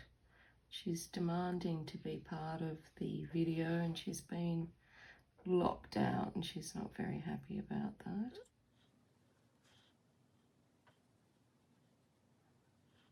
Goes well on the Muji and it doesn't seem to alter the colour too much. It works great with the Faber-Castell Classic, so if you've got the student brand and you want something to blend it with, that's a really good result. With the WH Smith, I feel like it's actually taking out quite a lot of the colour. And same with the Felissimo too. Now, it could just be me. It could be because I'm using a Q-tip rather than anything else, like a stump or something like that, that I'm not doing a good blending job.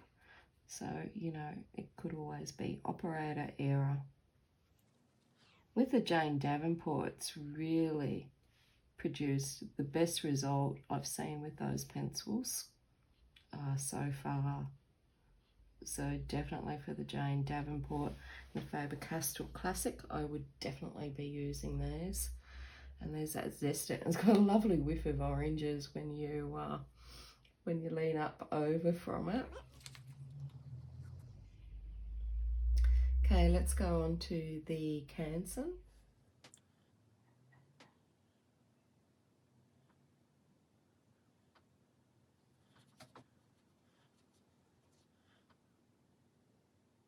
So it's working really well with those. So far, so good. Working very well with the Faber-Castell Classic.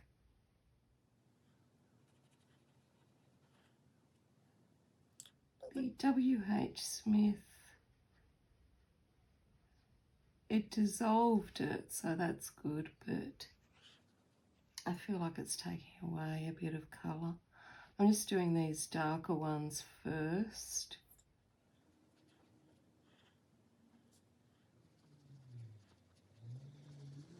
The Jane Davenport, it is blending it out, but I feel like it's discolouring the swatch a bit, so I've just changed Q-tips here.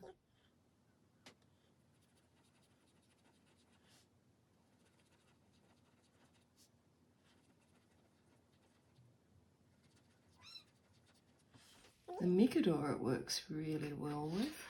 Now let's try it over. It's got a far nicer smell than the Gamsol. I don't feel like it's dissolving the polychromos as much as it could, and I really feel the polys are better off with a pencil.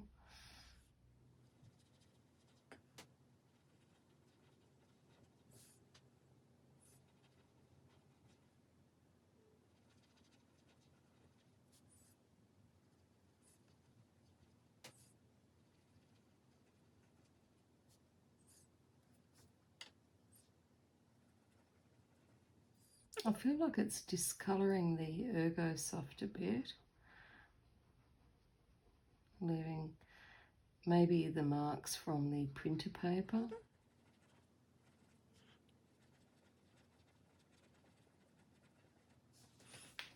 And I don't feel it works that well with the Colour Soft, to be honest. So there's our result of the Zest It. Let's see how it goes in our Japanese book. And we might go with this one, which is the Micador pencils.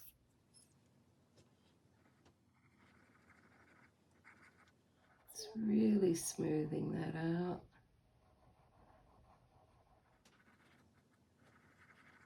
I think it's a really good job there on the Micador. Let's see how it goes on Secret Garden. Maybe we'll try it with the Progresso.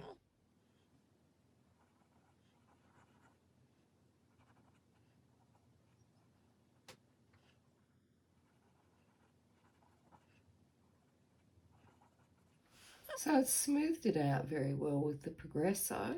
Let's go back to that Japanese book and see if we can add a bit more colour. Actually, before we go, why don't we colour this one in? I can't remember what it was, what pencil it was, but it looks very scratchy and it's not doing anything better here.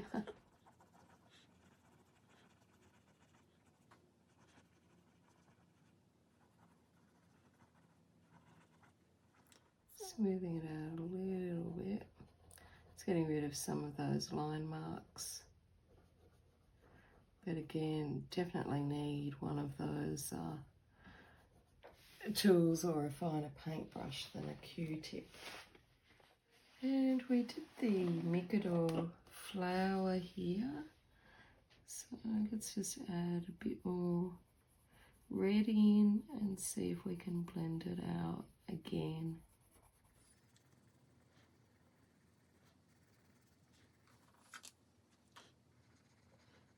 And we can. I guess it's up to you how much you want to blend out, if you just want the edges or you want the whole way. But just be careful how much wetness you keep putting on the page, because you may well damage the paper if you're very heavy-handed. So that's it for our Zest It, a nicer alternative than Gamsol if you don't like the smelly fumes. But I would definitely, with these wet things, I would definitely get a pipette. They're like 10 cents or hardly anything, and get yourself either an empty Copic marker or an empty Molotow marker. You can buy these empties on Amazon or anywhere and put your fluid into there so that you have a tip to work with. Much easier in my opinion. Or get yourself some blending stumps. You can buy them from the discount shop. Okay, the next one is the Meltz. This is made by Holbein, and it's designed to work with the Holbein pencils. And it's an interesting product because it makes things look a little bit watercolory. And you can see my review of the Holbein pencils and using this product at the link below, or just search my channel in case I forget to put it in. So we're at the second from the end. I'm going to turn you around so that you can see. Again, I'm just going to use a cotton bud. So it is designed for the Holbein pencils, but I've never tried it with other pencils, so I thought may as well try and use it. Now, the first thing that happened was it actually dissolved the printer ink on that one, and so I got a lovely little black mark on there. So it's terrible on the polychromos. I don't even know whether it's worth continuing, to be honest. The Spectrum Noir, it's okay. It could be far better. Let's see how it does on the Holbeins. It's actually taking colour off. Oh, she's violent today. The Pablos, it's just, oh, that's terrible. It's just moving all that printer ink everywhere. So we'll struggle on. The Crayola, it's again sort of taking colour off. And it does work with the Holbein, so I'm thinking that it's the paper, because I've used it previously with my Holbein pencils and it's produced a lovely little watercolory type smooth effect, and it really is lovely. So I'm thinking it's the paper, because all of this is not really working out as planned, but that's the idea of an experiment. You test it out with all your brands and see which one you would never use it with again. So it's not too bad with the Muji pencils and the Tombows. So anything that seems to have a Japanese flavour to it, it seems to be okay with. The Faber-Castell Classics, it is melting it down, but to be honest, the Zest It did a far better job and far easier to obtain. So the WH Smith, not the best, neither with the Tritones, sorry, the Felissimo. So my theory on only Japanese products doesn't work. With the Tritones, it's virtually taking the pencil off. The Guangzhou, it again is just basically removing the colour. Now just excuse me, I have to let Millie in. Okay, the Tombow Recycled.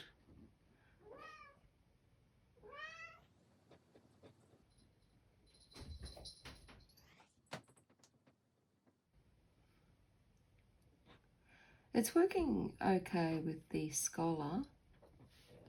Hello. Thank you, Millie. Not very well with the Jane Davenport. Do you want to play with that? Do you want to say hello? Do you want to say hello? Come on, honey bunny. Come on, honey bunny. Come on. Come on. Off we go. Come on.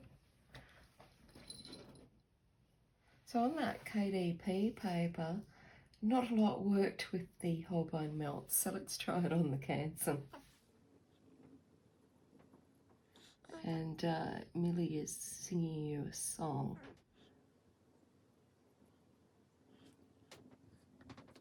Thank you, darling.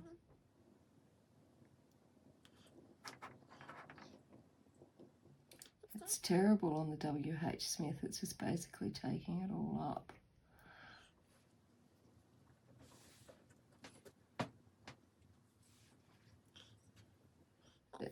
horrid on the Felissimo as well. With the tritones, it's barely moving the pigment, it's not dissolving it. With the Guang Ho, it's basically taking all the pigment off. With the Tombow Recycled, it's really taking a lot of colour off it. And the Progresso, I just feel like we're not melting the colour, but we're actually scraping it off. This is a terrible result. Okay, with the Scholar, it's worked out really well. I'm just going to change the Jane Davenport. It's basically taking the colour off. It's not melting it per se. I can feel paper down there.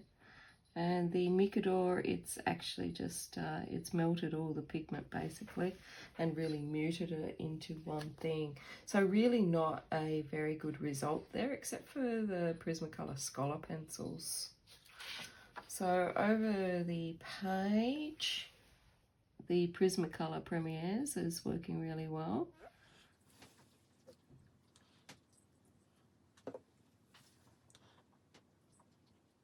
The Polychromos is a terrible result. It's basically just blobbing up all of the pigment. The Spectrum Noir works well.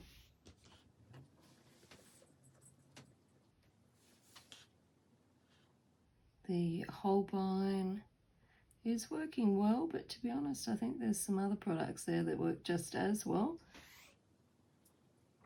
The Pablo, it seems to be taking a while to dissolve anything, and it's not really smoothing it out. It's not a good result for the Pablos. Not a good result either for the Colleens. It's kind of just painting it into one squishy bit. The Crayola, actually, it's finally not a bad result for Crayola, but it's a bit of an expensive product and a hard to get product, in my opinion, for Crayolas. The Black Widow, it's really taking more off than smoothing it down. And the Ergosoft, it seems to be doing an alright job on. But to be honest, I think we could get that same result with the Caran.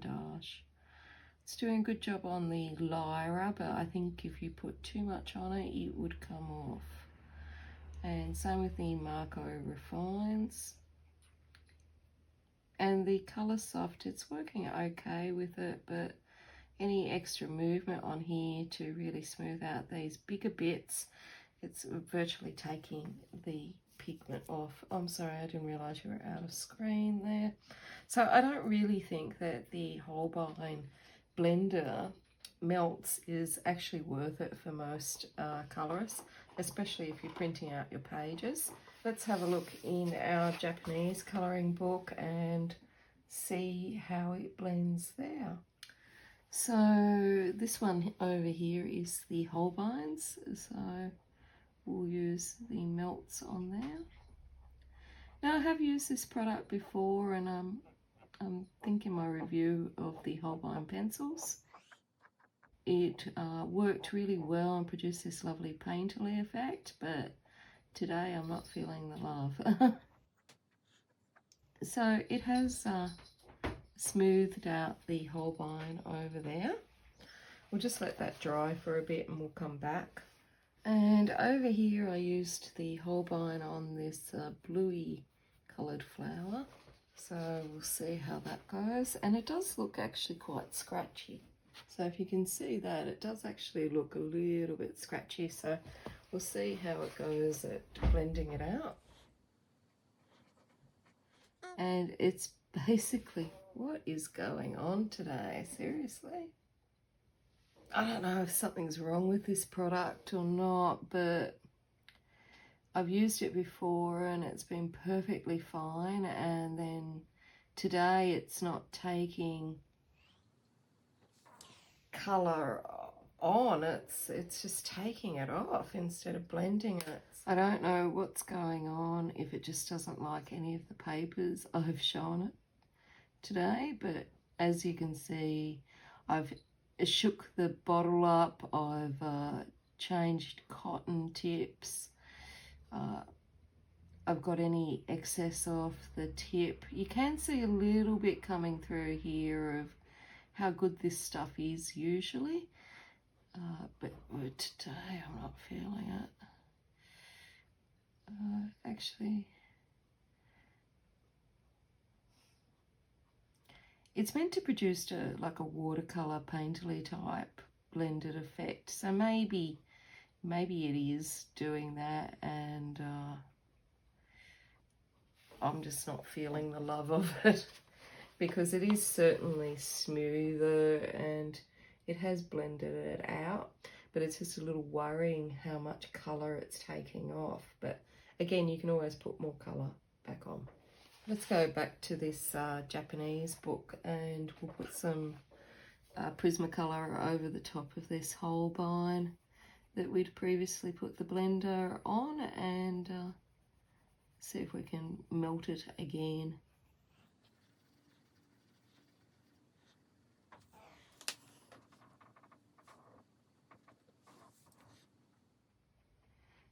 And when I do this second round of colour, again, I feel like I'm taking more colour off than actually keeping it there.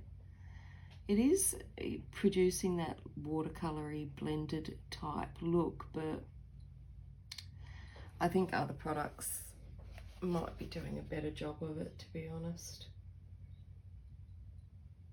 So that's it for our melts. It does work, and again, you know, it could just be me, it could just be having a bad day, but today I'm not feeling the love of melts. But you can check out my review of the Holbein pencils a few years ago, and it did work really well then. Maybe it's gone off. Now, our final one is the dry blend using the Stump. So I'm just going to turn you around. You can buy these paper roll stumps at your discount art supply shops. You can buy all different sizes, and you can even sharpen them up in your pencil sharpener if you want. And I think these are blending stumps. I sometimes get these products mixed up because there's another similar product, but I think that these are them. And you can dip this in your Gamsol, etc., if you want to use it that way. You can also buy like a sander thing on a tray, so that you can quickly sand them, because they get dirty like that. They get dirty on the edges, so like that. And you can buy a product that you can sand it off and basically sharpen up the edges. And if you don't have that, you can get some sandpaper and do it, or you can do what I do and just get a nail file and just sand it down. Now, we do have sandpaper around here somewhere, but I can never be bothered looking for it. I just find getting an old nail file just as easy, so you can do that, whatever's easy for you. The products that they sell to sand these are pretty good. I've seen them used and they're much better than my nail file technique, but whatever you want, basically. So, okay, so this method, you can either use wet media with it, or you can just use the Stump on its own. So that's what we're going to do.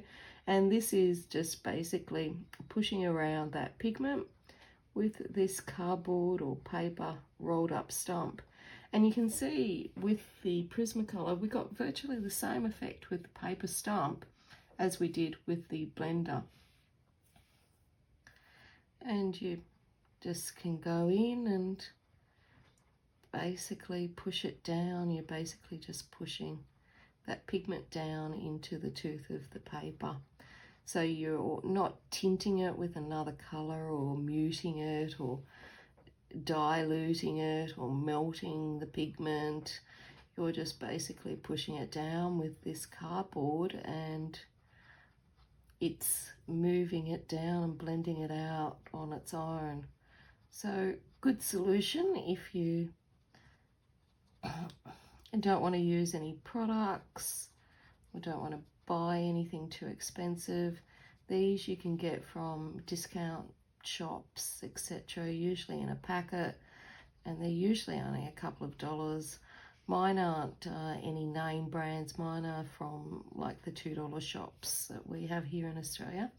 Now this one with the, what is it? With the Colleen pencils, it's produced a result that is equivalent to like the Caran stick. So pretty good, and it's certainly far superior than the Meltz and the Zest It and the Gamsol. It's sort of equivalent with the Caran or the Tombow Marker or the Derwent Marker, but a lot cheaper. So you could do this, and then if you've still got a little bit of tooth left and you don't want to get stumpy out again, you can just go over it with one of your blender solutions. It's working really well on those erythritons. It's producing a lovely smooth finish there. And I'm just applying the same pressure as I would with a pencil. Now I am moving that a little bit, so I'll give it a sharpen.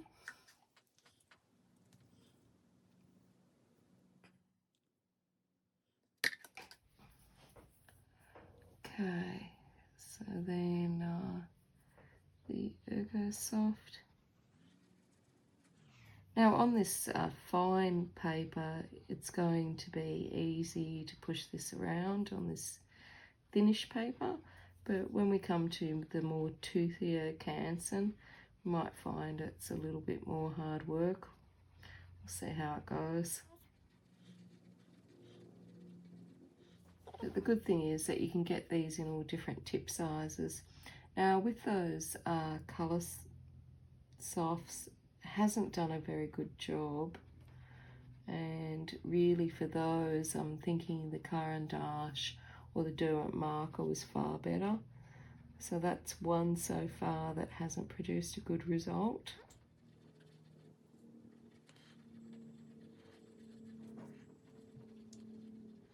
But I also don't feel it's doing that good with the Faber-Castell Classics. It's alright with the WH Smith, and probably one of the better methods with those so far.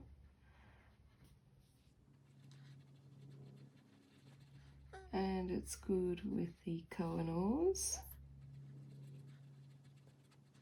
With the Guang Ho, I think that the Caran was better.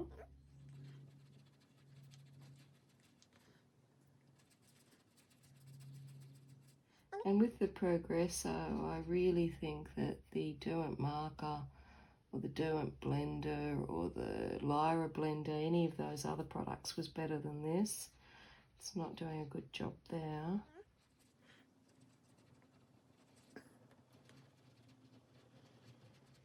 And it's okay with the Mikador. So that's it for our Stump, which was our last test. On most of them it went okay, but there was a few there that other products were far superior, in my opinion. So onto the Canson, and I'm going to just change ends. Really good on the Prismacolor. You feel like you're getting in there, and on the polychromos it's working extremely well. The Spectrum Noir. I feel like we're having to do a bit too much work here for my liking, but it is doing a good result. as it is with the Holbein. I feel like the Pablo was far better result with the Caran products, and the Colleen I feel was far better with a blender stick on this paper. The Crayola I think is a bit too much work. So we'll go to the Black Widow. I think we can guess that Millie's joining us again today. And that went on really well, and it's really smoothed it out well. And onto the Ergo Soft.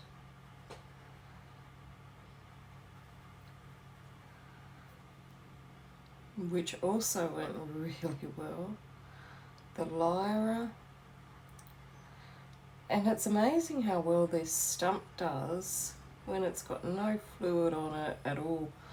That's a really great result there. So let's try the Marco Refine. And this is blending well, but not quite as good as some of the other ones. It feels a bit stiff. The Colour Soft feels a little stiff, but it's not too bad. I might not have enough pigment on there maybe. And over the page, the Schiffer Farben.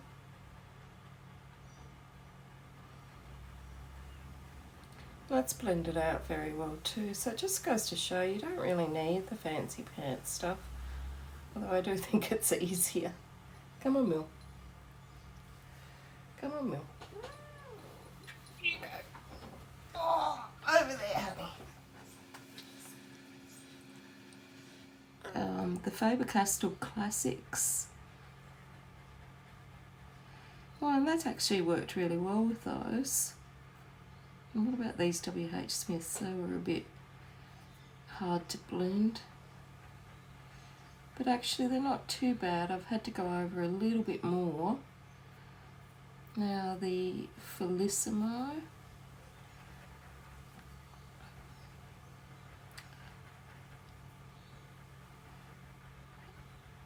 And they're not quite as easy as other products, but it is blending, but it's just a little bit harder pressure, and if you've got a hand injury you might not want to exert yourself like that.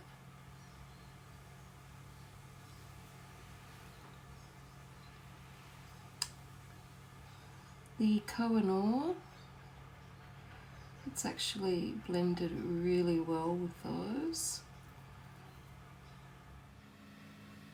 Oh, sorry, was that the Felissimo? I'm getting confused.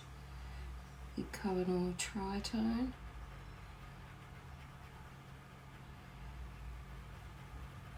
It's actually brought out a lot of colour on there, and I think it still needs something else to perfectly get out the tooth, but it's not too bad, and it's comparable with other products. The Guangzhou, it's not too bad, it's getting down there in the tooth. The Tombow Recycled, I actually think these blended better with the product. Feels a bit stiff. I mean, it is certainly blending it and covering the tooth, but it feels like it would be easier with a stick blender or a product. And some of the tooth did show through. Now this one, the Progresso, it's really brought out some great colour, but I feel like I'm having to work quite hard. But it is a really good colour, comparable with the other products. So the Scholar, these Scholar pencils are really good.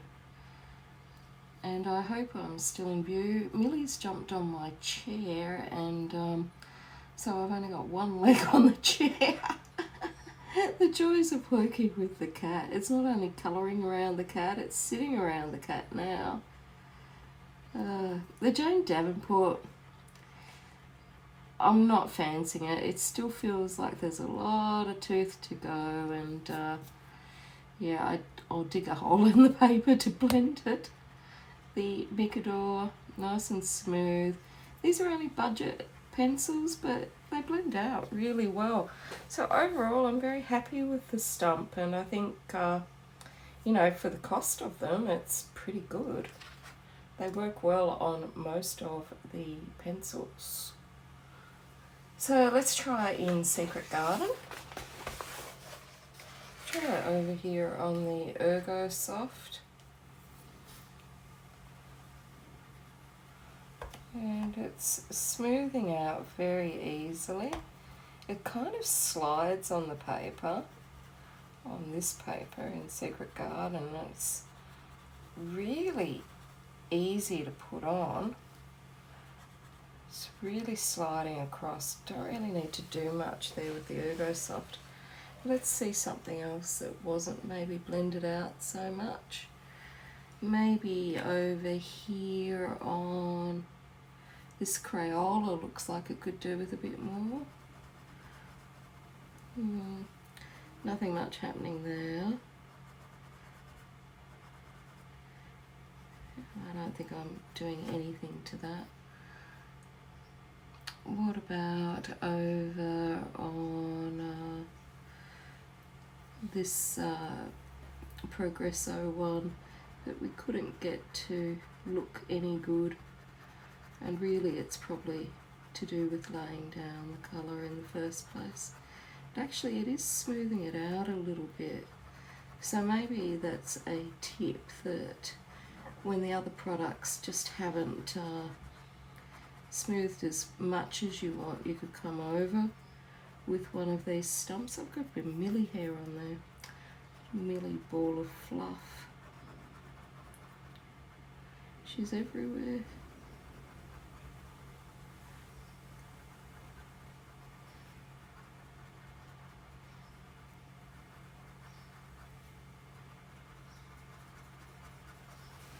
Okay, I think it did actually smooth that out a bit, which is good. I mean, it's certainly not perfect by any means, but it's certainly good that it could smooth it out.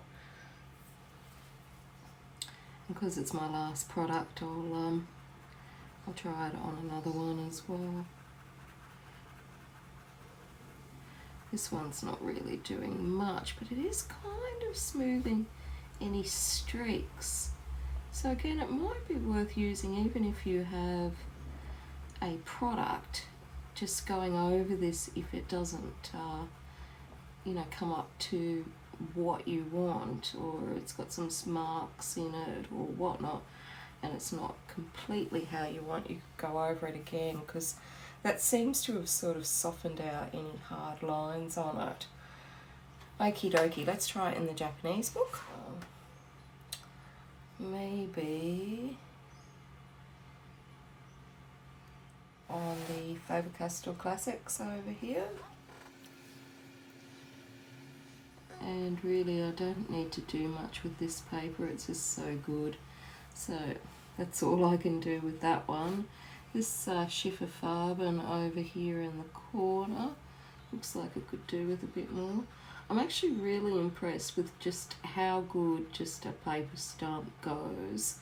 And you can see all this on my blog. You'll see the pictures that I've scanned in, and you'll be able to see that, you know, a lot of the tooth has gone, even though it's just a little paper stump. And that's actually got rid of a lot of little white spots that I had there just by very quickly going over it. Super quick. So pretty good value, and you can clean them up and sharpen them, or you can just use what I do and get a bit of sandpaper onto them, or nail file, whatever you fancy. So that's it as far as the swatching goes. So my favourites, I've listed them just below.